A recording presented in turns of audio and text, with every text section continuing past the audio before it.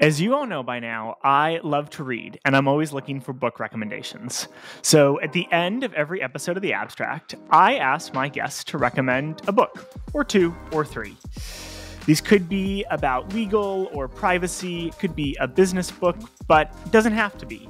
It could be something totally unrelated to their day-to-day. Fantasy or historical fiction, you name it, I want to hear about it. So today, for this special bonus episode of The Abstract, we're recapping some of my favorite recommendations from guests throughout 2024.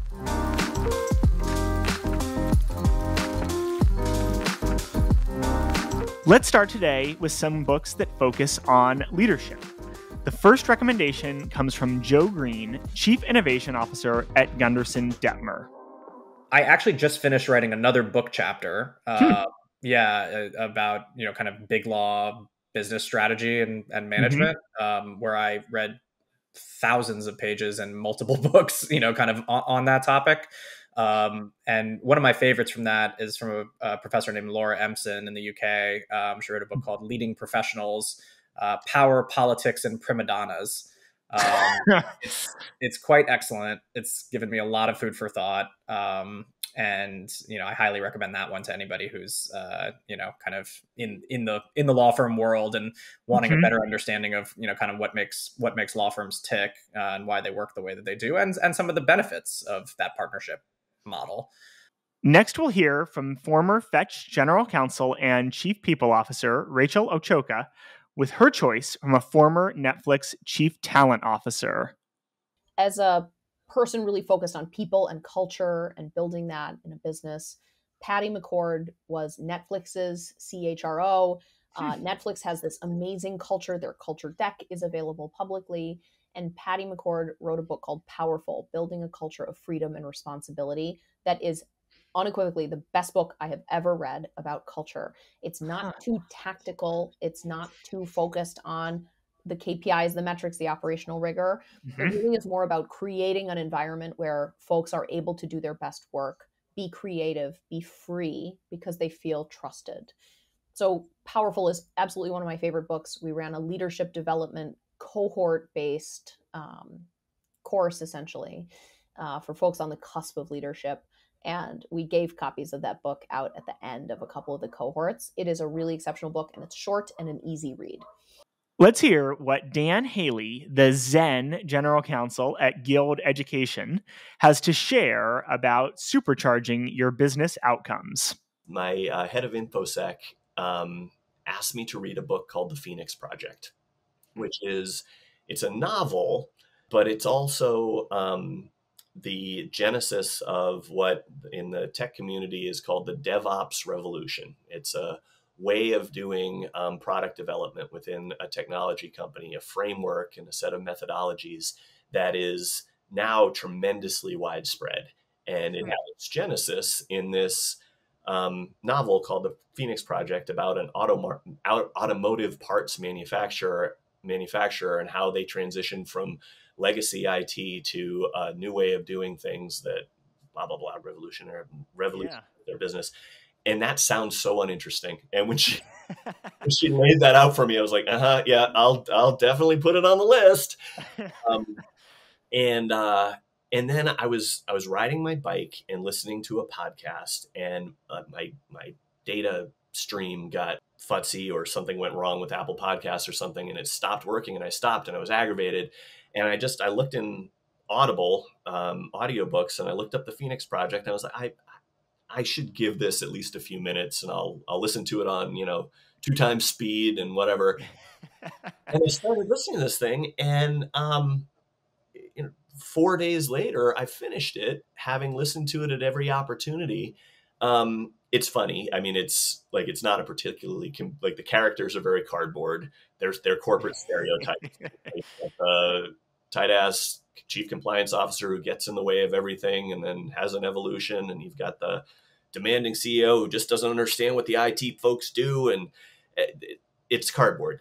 But for anyone who's worked in the bowels of a tech company, there are so many things that resonate, and I just kept having moments of, oh, I didn't understand that, or minor things like, oh, that's what that acronym means, Or, that's what that terminology, that's, when people do that to me all the time, and I just let it futz right through my head.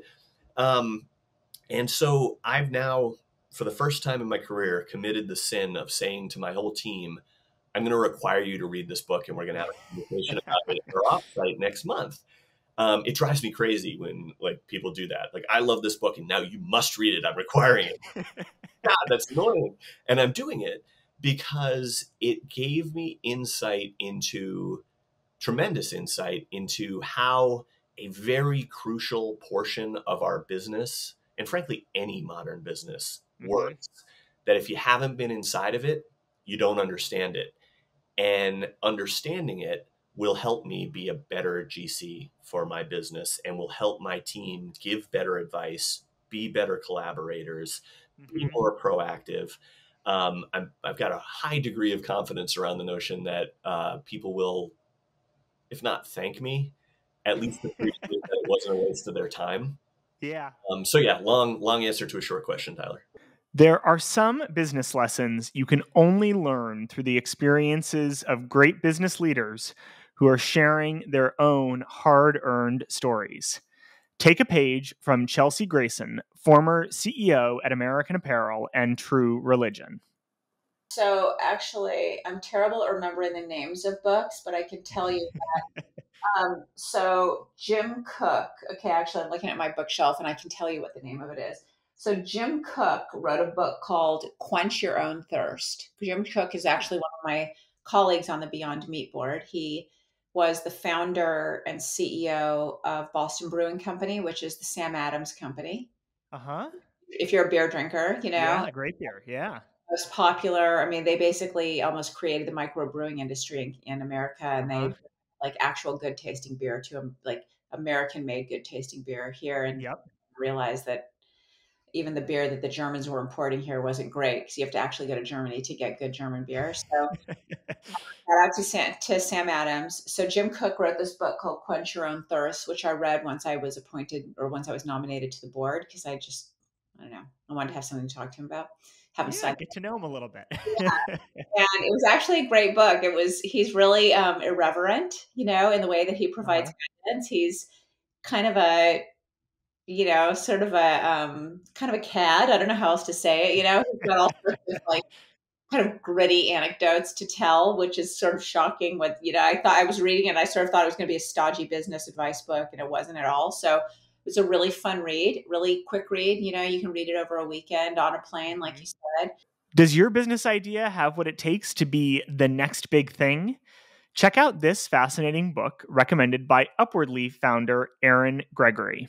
For those who are interested in startups, The Right It, which is about how you figure out, you come into the world with a problem statement about I think the world, this is a problem. I saw it from the founding story. Here's the problem statement, but the solution is actually probably something that is not in your head, because you have an idea what the solution should be. And then you go and take it into the world and they're actually, that doesn't resonate with me at all.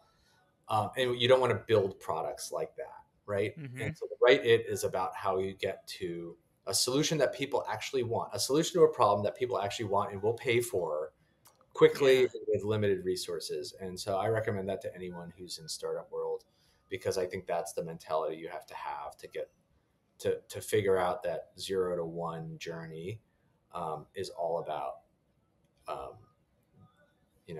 prototyping and prototyping your way into product market fit before you go and build the big monster optimized machine. Hey there, legal teams. Big news. SpotDraft's fall release is here, and it's our biggest update yet. With over 15 new features, it's packed with tools to make contracting faster and simpler for you. Want complete control over your workflows? You've got it with customizable approvals that actually fit your processes. Looking for clarity? Use SpotDraft's new analytics offering to uncover insights and find ways for your legal team to move faster. We've also made it easier to manage your agreements with the new Legal Hub, a straightforward way to publish and update terms online without waiting on IT or marketing. And here's the game changer.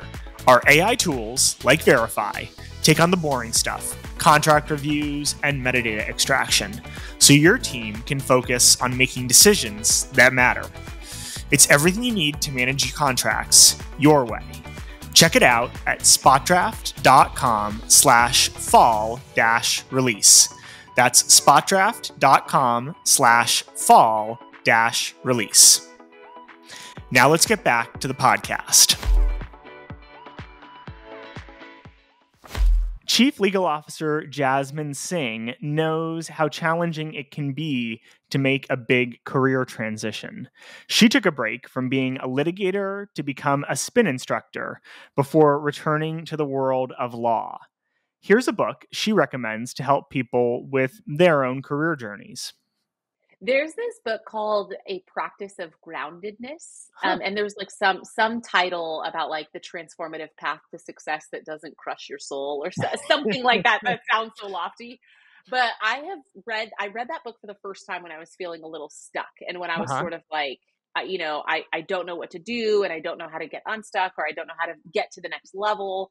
But I actually revisit the book often when I find myself in spirals around, what does success mean? What does it mean to be successful? And what does it mean to be on this sort of like hamster wheel of success? And, I'm actually like, I'm reflecting, and what I said earlier about like, oh, I care too much about success. I'm like mortified that I said that, because for me, success is actually not wanting for more.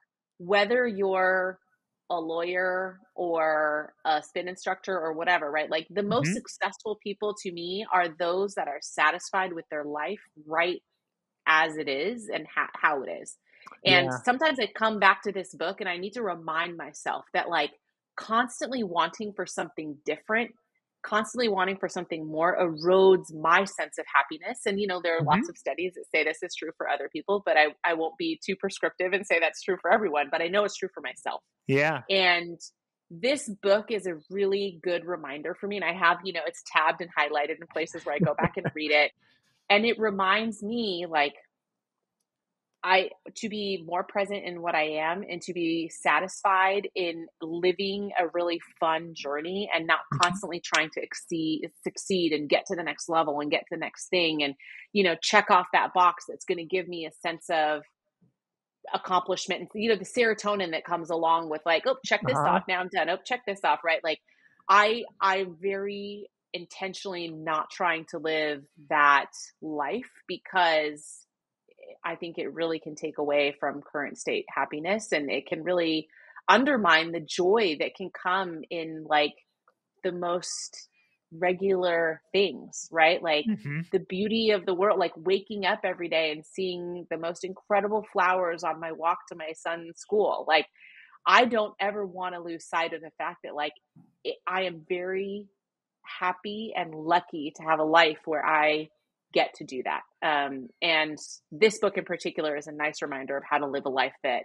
allows for that.